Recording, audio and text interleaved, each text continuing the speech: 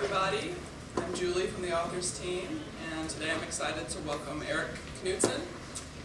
Eric and his wife Kelly wrote the book Urban Homestead, and they also run a blog called Homegrown Evolution, which explores a fast-growing new movement, urbanites who are becoming gardeners and farmers. They've researched and experimented with small-scale urban agriculture since moving to their tiny bungalow in LA 10 years ago. And in their book and blog, they share their successes and failures and include step-by-step directions and links to resources that will help you get started in urban homesteading immediately, whether you live in an apartment or a house. So please join me in welcoming Eric. So hello everyone. Hello LA, hello San Francisco, hello Irvine. First time I've been able to do that. We're going to have a little bit of a hands-on thing to start off with here. We're going to make, I'm going to natter for 40 minutes, but we're going to make butter while I talk. And this is a little bit of a tribute to a friend of mine in Chicago, Nancy Clem, who does a lot of things that we do. And she often will have her audiences make butter while you're entertained and informed, hopefully. So butter is actually a really easy and very worthwhile project to do. And all we're going to do right now is we have cream in this jar, and it's been sitting out on the counter for a couple hours. And part of my bike ride here from Silver Lake was in my backpack. You bring it to room temperature, and what we're going to do essentially is separate the fat from the liquids. And the way you do that is you shake it in the air like you just don't care, right? Like crazy. So we're going to pass this around the room. And once it forms a solid mass, then let me know, and we'll put it up here, and we'll all enjoy some fresh butter at the end of the talk. So here we go.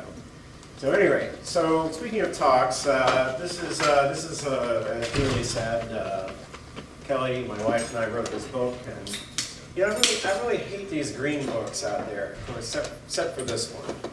That's not me and Kelly, by the way, those are models. So, anyways, as Julie mentioned, our blog is homegrownevolution.com, and you can kind of follow our successes and failures there. It's kind of a diary of the stuff that we do. So, why do this stuff, right? Am I alone in not really being crazy about this world? Wanting a different kind of world? Where is that? Right? The dollars. So how do we create a new world? Well, not this way. I hate, one of the things I hate about the green movement is the kind of puritanical element of it, right? Like these lists of things that you should do, right? Like you should change your fluorescent bulbs, change the fluorescent bulb. It's not, it's not very exciting, is it? I'd rather do something fun. These people, they're having fun, right? It's that DIY thing. It's like exploring things. It's doing things, right? And it's related to me to the symbolic language of alchemy. And what we were all taught in school was that alchemy is this kind of like bad chemistry, right? It was this foolish search for making gold out of base metals. But in fact, what alchemy was a symbolic language of transformation. So the point wasn't to make gold out of base metals. It was to explore how do things change and how do we change things. We do this kind of alchemy when we take compost, when we make compost, when we take the scraps of the food you're eating and turn that into soil, and then turn that soil into plants, and then turn those plants into things that we can eat. We do this kind of alchemy when we harness the light of the sun. Now, one of the objections I always get to this talk is like, well, I don't have time for all this stuff. And yes, you don't have time for all this stuff. Please don't do everything that I'm going to talk about today. The point is that this is these acts are symbolic. So all you need to do is a little bit, a little something, and those small actions will have outsized impact in your life, in your relationship with other people, in your relationship to your work, your children, whatever. So the reason not to do everything is actually this guy here. So this is a guy in Brooklyn who decided to do a magazine article in which he would try to grow and raise all of his own food, including rabbits and vegetables and all that kind of stuff. Of course, it was a huge disaster because you just can't, one person just can't do everything, right? And not only that, but the only tornado to hit Brooklyn in 100 years, no joke, hit his backyard and wiped out everything. So I'm going to talk about a lot of low-tech things today, but I just want to make it clear that I'm at Google and I love technology and I think it has a lot of promise. And so by no means do I see like making butter in opposition to C++ or whatever, right? But rather that there's a balance that can be struck in our lives between high-tech and low-tech. And an appreciation of good design is where I like to start. This is how children in Ghana learn how to walk. This wonderfully elegant device.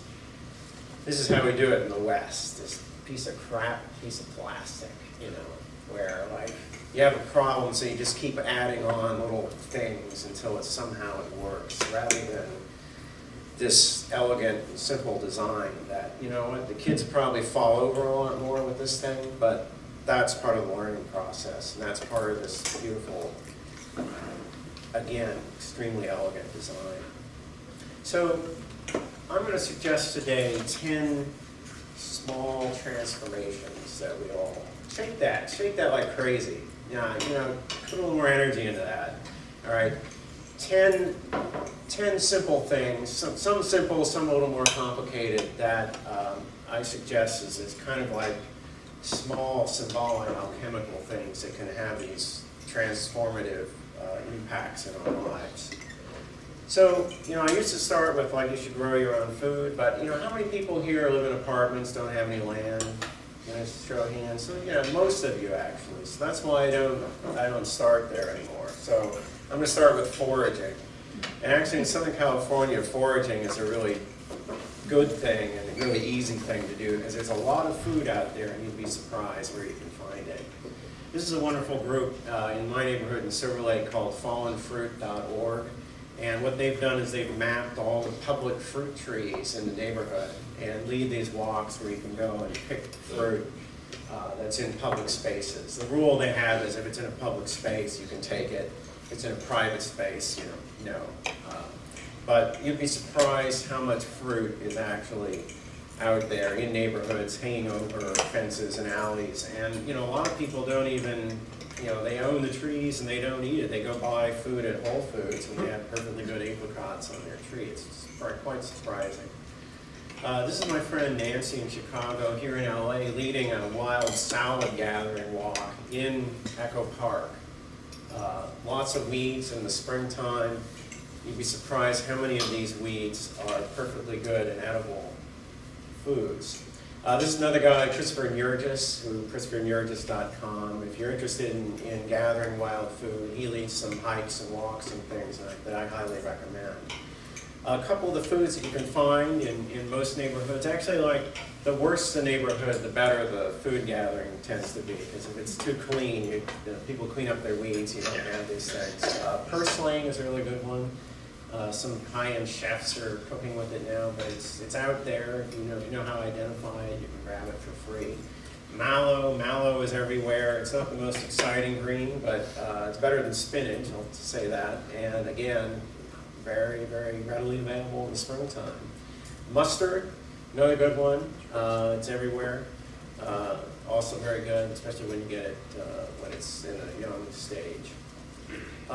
Another transformation. So, foraging is one option. Guerrilla gardening is another. And here's a bunch of, there's the LA Guerrilla Gardeners. There's a group in England that's pretty active. So the idea is if you don't have land, you take it, because there's a lot of land out there and it's all going to waste, quite frankly. So this is my parkway in front of my house. This is that parkway is the kind of space between the sidewalk and the street.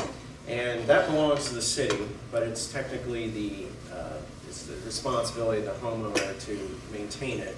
And it's yet another one of these kind of like automotive spaces in LA that, you know, again, kind of a wasted space, like all the parking lots out there. So I took that one in, put some raised beds in there, put some sort of wire forms in there, and turned that into a vegetable garden. And for several years now, that's a crop of peas and spinach and various things in there. For several years now, we've harvested quite a few vegetables from this public space. This is a woman in Japan. In Japan, there's a tradition actually of guerrilla gardening, and she has turned this, again, public space into quite a wonderful garden. This is a really nice project. It's not exactly guerrilla gardening, but there's a church in Westchester that decided to take out their lawn and plant vegetables, both for themselves and feed the homeless. Quite a nice project. There's also, you can get a space in a public garden as well, community garden. This is one in Altadena, but there's one in Santa Monica. There's unfortunately not enough of them in this city, but it's another option if you don't have land and you want to grow food. So another transformation, planting a garden. So let's say you do have some space. You don't need a lot of space. You know, unfortunately, you know, we tend to, when we think of gardening, we tend to think of this, you know, Versailles. I'm not suggesting Versailles. You don't need to plant anything quite like that. This is enough. This is garlic, and you can sprout garlic on a windowsill. So you just take the garlic cloves, put them in a little bit of soil, put them on the windowsill. You can tell from this picture, which I got thanks to Google actually, off the internet. There's actually snow in the background there, so you can see there's not a lot of light. Garlic will sprout. When you sprout garlic this way, you won't get a bulb, but you can eat the greens as you would garlic chive. Yeah, so it's something I highly, highly recommend doing.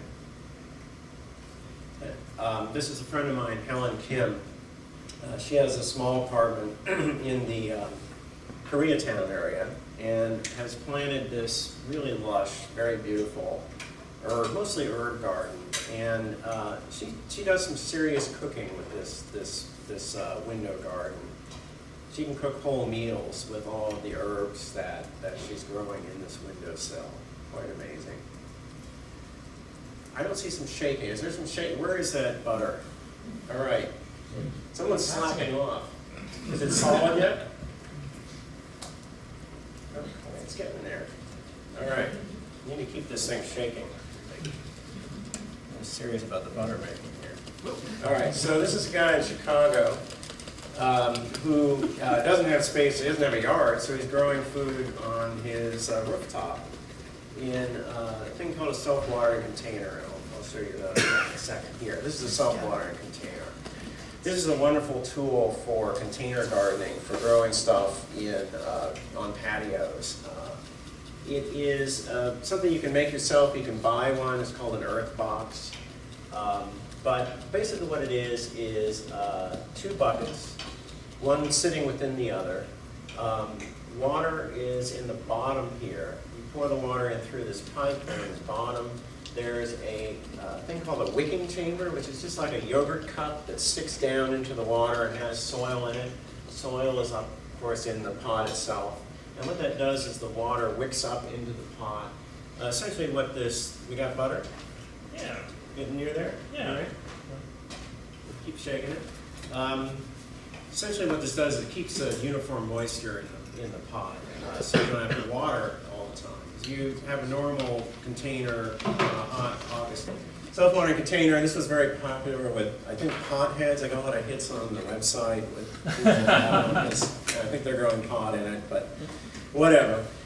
We grow vegetables on ours, so there's we got some collard greens there on the left and a blueberry plant on the right, which gave us a nice crop of blueberries this year. And again, this is something you can do on a patio, wherever, you know. Yeah, self-watering container is a great tool. The ultimate tool of the urban gardener, I like to say. So why grow vegetables, right? You know, this is just a selection of chicory alone from the Italian seed company that I use. There's a whole world of flavor that you cannot get in the supermarket. You cannot even get this stuff at the kind of amazing Santa Monica Farmers Market. So if you have space, by all means, plant some vegetables and plant some unusual vegetables. There's a whole world of flavor out there when you grow your own food. There's also this connection with nature that I think is really important in our lives. So gardening is a connection with nature. Things like surfing, too, I think is a really nice connection with the natural world. It's important in all of our lives. The inspiration for our book, actually, is this idea of permaculture, which is another whole hour-long talk, which I won't do, but permaculture is kind of a design language that seeks to imitate nature but at the same time give people useful things like food, like medicine, things like that. So in our lives, it's exemplified, I think, best by this plant in my front yard, which is the prickly pear cactus. I don't have to fertilize this thing. I don't have to water it. It's nature. It takes care of itself. At the same time, it gives me 2 crops a year. The leaves you can eat, called nopalitos, quite good. And then around this time of year, you get fruit, which is also very tasty fruit, which I have made jelly with, as well as a martini.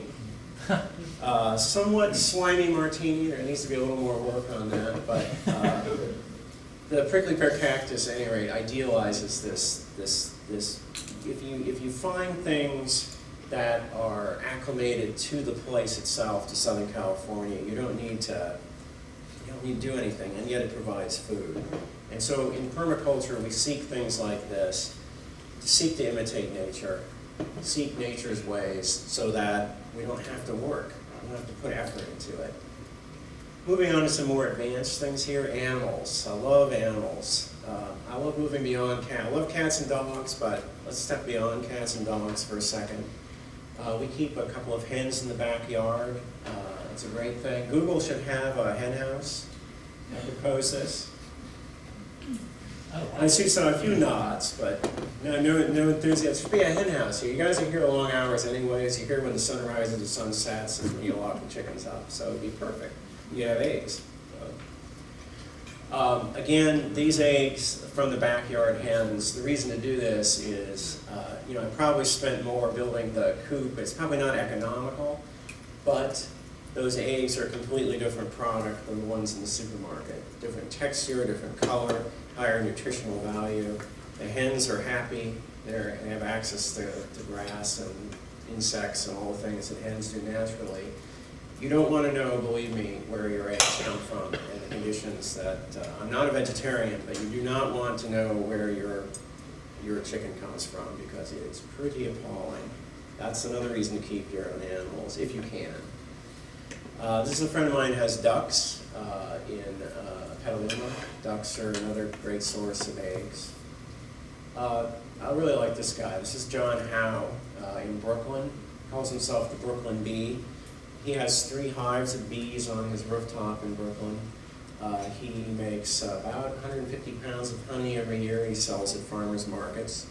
And the nice thing is when he's walking about Brooklyn and he sees a bee, he actually knows it's his bee because he has the only bees in Brooklyn. The simpler thing here, actually what we're doing right now by making butter is how's the butter progress? We getting there? Is it solid? Yeah. Good, excellent, okay. So, kitchen alchemy. We're doing a little kind of alchemy here with the butter, right? We're transforming this cream into this other product. I'm going to let you all sample the bread that I make. This is another thing I recommend doing. It is a sourdough bread, so there's a starter that lives on my countertop that has a natural yeast in it from the flour itself. I don't add any commercial yeast to this bread. I usually make a loaf about every other day, throw some flour in a mixer. 20 minutes later, I've got the dough, and that does a rise, and the next day I bake it and make that bread right there. And again, it's just a nice symbol of like just taking these elemental things, water, salt, flour, and transforming it into this bread. So it's really quite a remarkable thing. beer. Everyone should make beer, right? Everybody should make beer. Beer is, again, another one of these wonderful transformative things. You're taking grain and you're turning it into this substance that has this, power over us, this transformative power. Beer making needs to be taken out of the provenance of like uptight middle-aged white guys like me, right? You don't need you don't think you need like a laboratory or something to do it. If you can make soup, you can make beer. Again, everyone should make beer. There's also, I could go on, there's a whole other talk here about all the kinds of things you can make in the kitchen. All kinds of fermented foods, pickles and sourdough bread and beer. There's all kinds of milk products that you can ferment too, and make all these kinds of wonderful products that are, the unique thing about doing your own fermentation products is that you create things like with pickles, not vinegar pickles, but brine pickles. So again, fermentation with lacto-fermented pickles, which is that brine process I was describing, you're creating living food. It has beneficial bacteria that's essential for our digestive system. Fermentation, great thing to do. Okay, so, oh wait, hey, that's the wrong kind of poison, isn't it? Oh well. So banishing poisons from your household, right? So beyond the group poisons, this stuff, right? You don't need this stuff. You really don't need any of this stuff. Think about it. If it's advertised, you don't really need it. Someone's trying to convince you to buy it. You don't. It's totally not essential. All household cleaning can be done with some combination of these three things: vinegar, baking soda, and Castile soap. That's all you need. We've set as a goal just before writing this book, we're not going to have anything that has a poison warning in our house. I don't want it in there. Why have it? Again, this stuff works perfectly well, and guess what? It's really cheap too. Amazing way to save money. Capturing power and water. All right, this is some of these things are a little simpler than others. This one is surprisingly basic. This is another thing you could have here at Google is a solar oven. You can buy a solar oven, or you can make one out of aluminum foil and cardboard. This is from a really nice website called solarcooking.org. It's part of solarcooking.org has a lot of what's called appropriate technology. There's a lot of engineers working on kind of low-tech solutions for problems in the third world. This particular solar oven was developed in India to prevent deforestation, basically. But you'd be surprised how well this thing works. It's just, again, aluminum foil, cardboard, and a black pot in a turkey roasting bag. You stick some rice in that, about 10 a.m. at noon, you have lunch. It's really surprising. You can also buy, there's Ed Begley Jr. with his commercial one. You can buy a commercial one if you want for a couple $100. That thing they'll do you like 300 degrees easily. This is another example of appropriate technology. This is a thing called a rocket stove. This is a way of taking very small twigs and things like that and cooking with them, so you don't have to cut down a whole tree. You can actually cook a meal with just by harvesting a few branches. And it's like those things you use to start charcoal briquettes, basically. You put the sticks in there and hot air rises. It develops a very hot temperature. I built a kind of permanent brick one in the backyard, but you can make one out of just a stovepipe in a sort of metal box or olive oil container. Another nice example of appropriate technology, this is a solar dehydrator that I built for our yard. And this is how I actually deal with our fig harvest that we have and our tomatoes. And what this thing does is it's really another beautiful, elegantly simple thing. There's a black screen in there in a box with a plastic lid that heats up. While the sun heats that up, hot air rises up through that box, which is where the fruit or tomatoes are kept, and the convection and the heat dries the fruit out, which is another way of preserving food. And I can talk to any of you in detail about these things after the talk if you're interested in them. Like, for instance, this is gray water. Gray water is the water from our bathroom sink, our shower, our washing machine. And this is water that's perfectly good to be reused. So at our house, we take our washing machine water, it goes out into this tank, and immediately goes out to the front yard. This is our front yard, and that yard is watered almost entirely with the gray water from the washing machine. And a lot of it's edible. There's some fruit trees at the top there, and this prickly pear cactus I mentioned earlier. Gray water is very easy to do with our washing machine. We just have to use a special kind of detergent called Oasis Biocompatible, which is the only kind of detergent that I know of that's specifically for gray water. But again, very, very easy to do. Transportation. So this for me is transportation. This is such an elegantly beautiful machine. This is like the most elegantly beautiful of all human machines, at least of the last century, like 19th century. It's a great way to get around town. You can move things, as you can see, and you get exercise, as opposed to like that. That, what's up with that? I don't know. That's cool. This is how I go grocery shopping. This is a nice thing called an Extracycle, extracycle.com. I don't work for them, but it's a great. It's hard to improve on the bicycle. It's like improving on the fork or the chopstick, but this really is an improvement, and you can carry quite a lot of groceries on it. And you get exercise. I mean, that's the point of, and it's like related to permaculture, right? It's this getting multiple uses out of something. So when you ride your bike, you're improving your health, you're improving your community.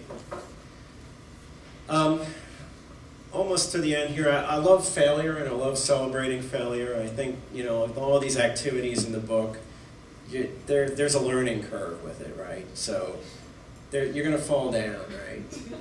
You're going to fail at times, and that's okay.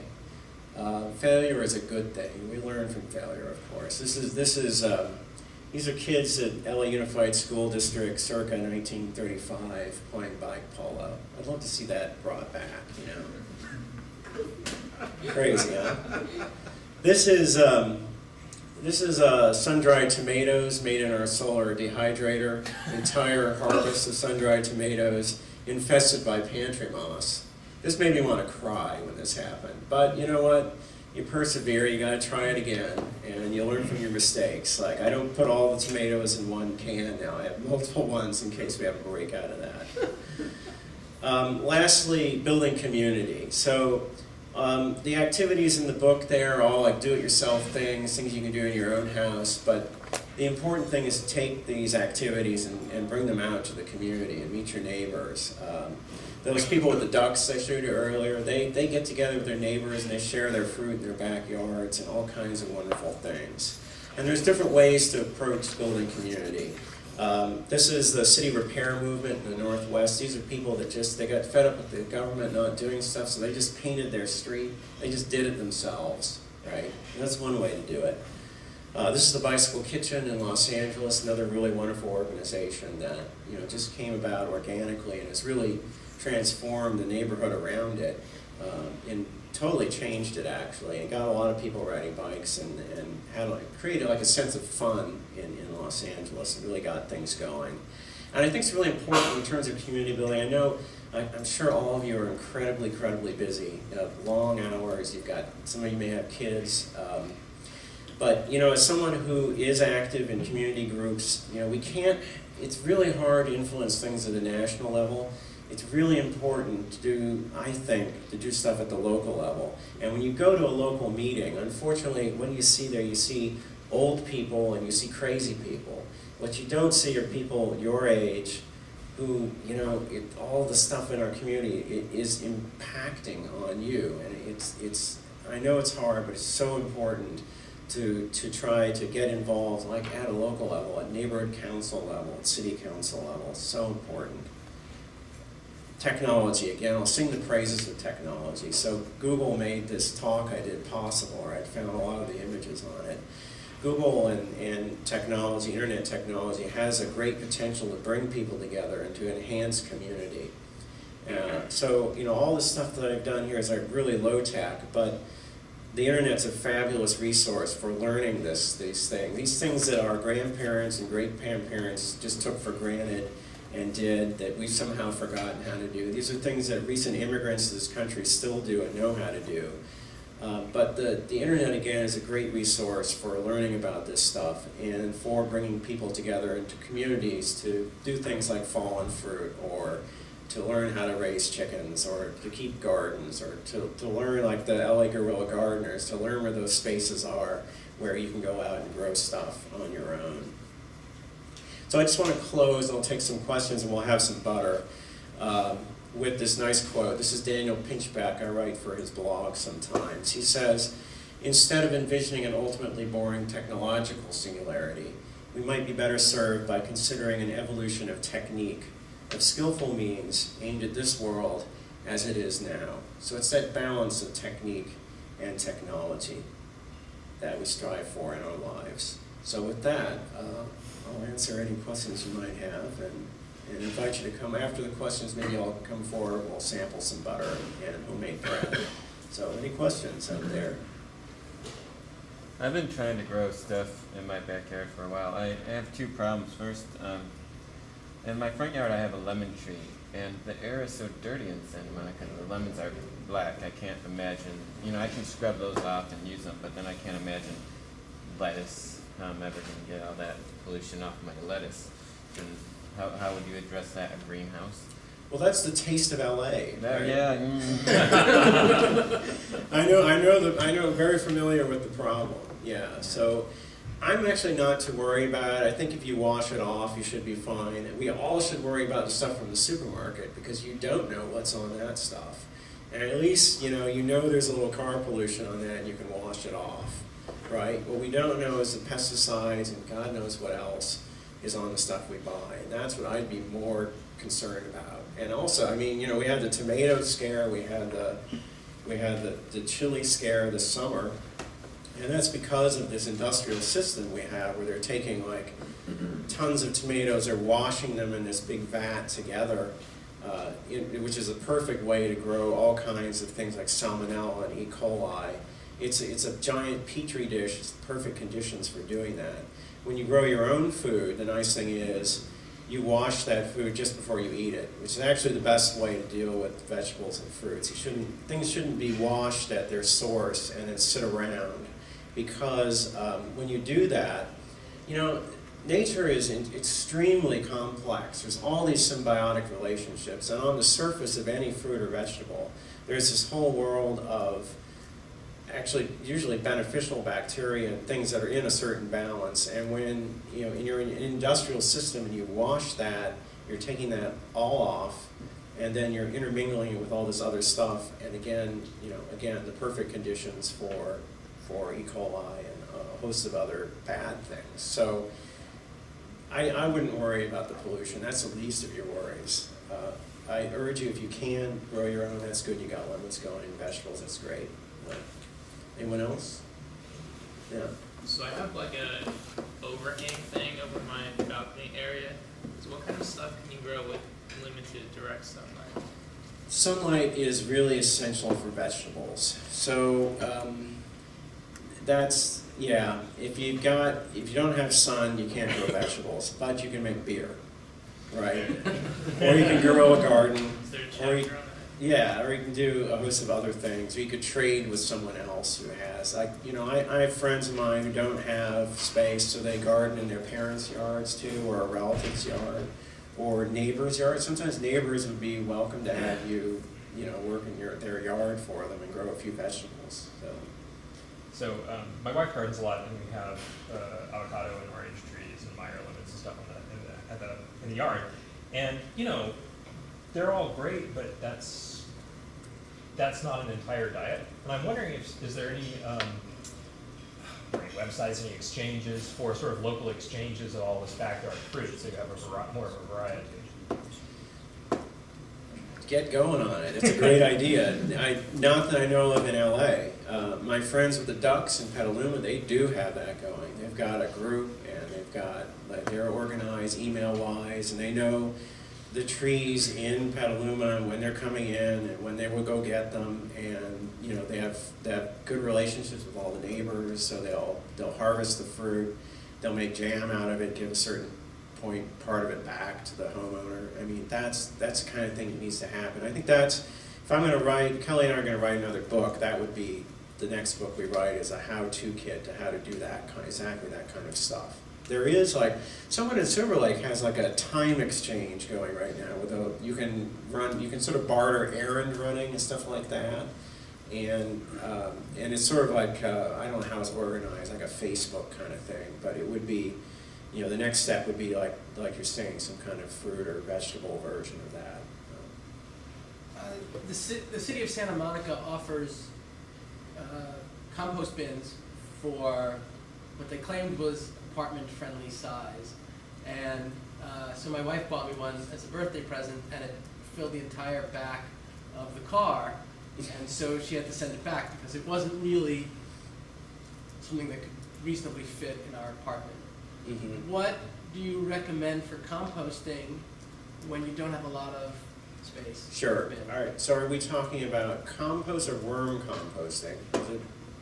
Okay. So it was a big thing. Was like. Yeah. Okay. So that's a compost.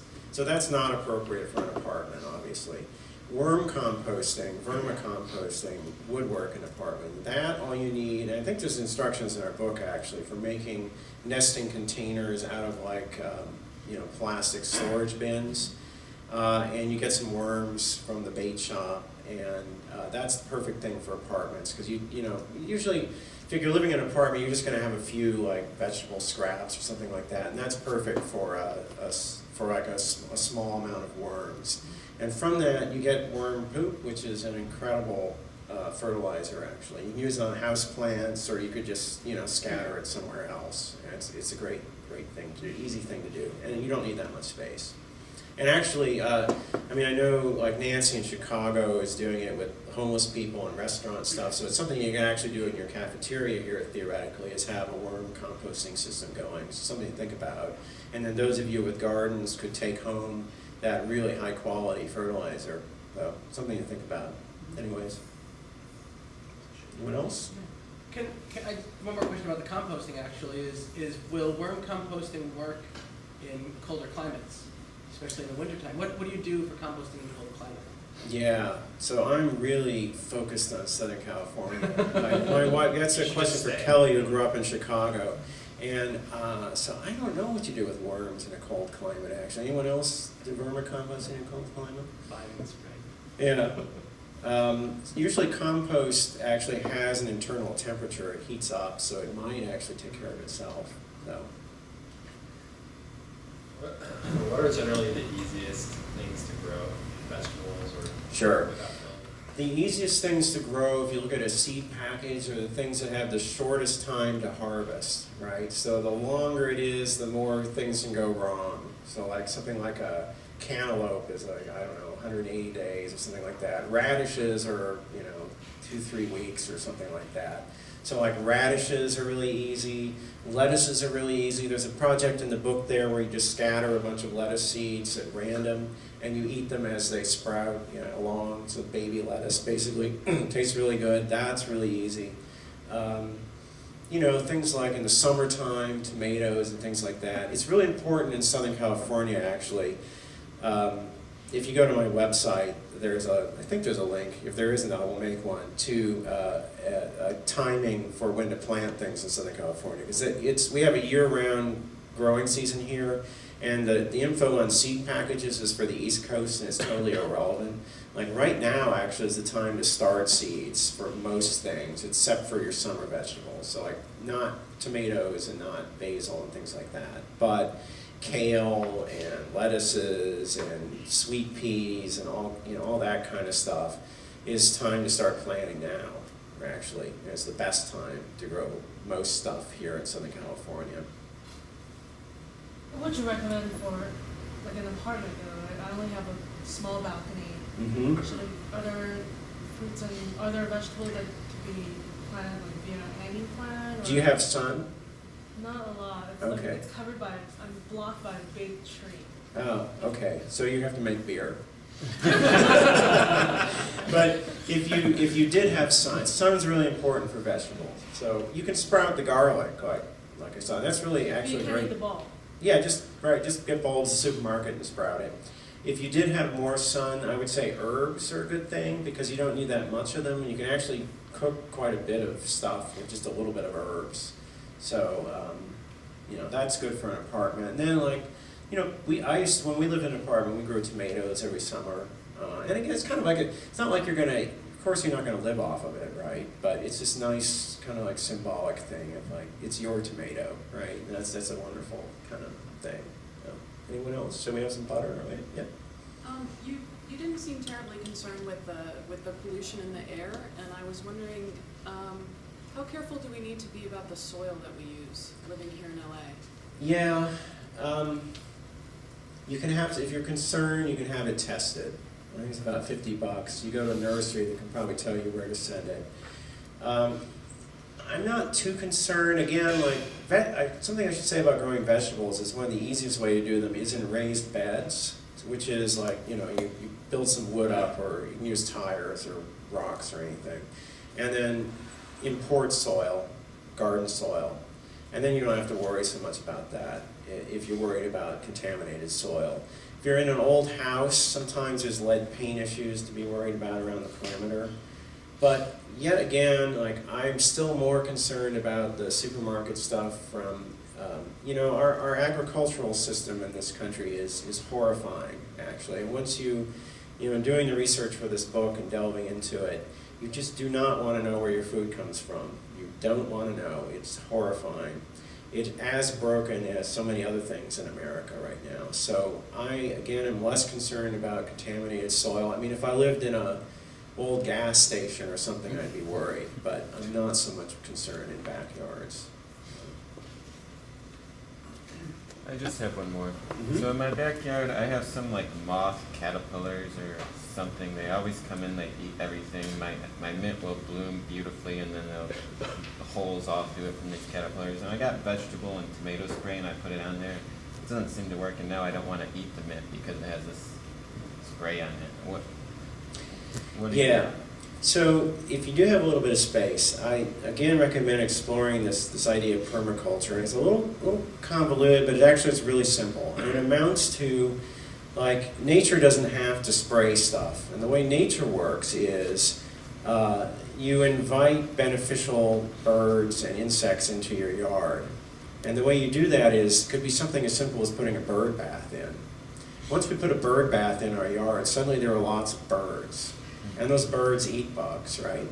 There's also certain other kinds of plants that you can plant, like fennel and flower. It's important to have flowering plants in your yard. This is the problem again with commercial agriculture, is they'll plant row after row of radish. You don't do that in your backyard. Mix it up.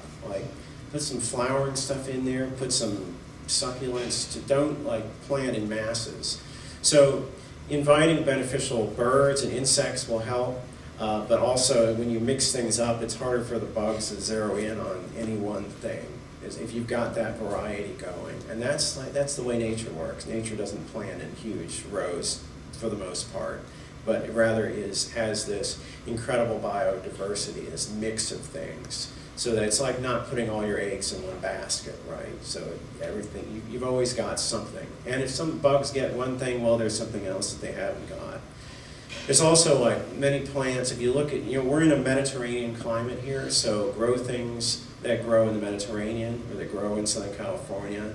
Things like rosemary, again, the prickly pear cactus, lavender, things like this, there's no bug that's going to get those. They're adapted to living in this place, and they will thrive. You can't, your problem will be they'll get out of control, and that's the kind of problem you want to have.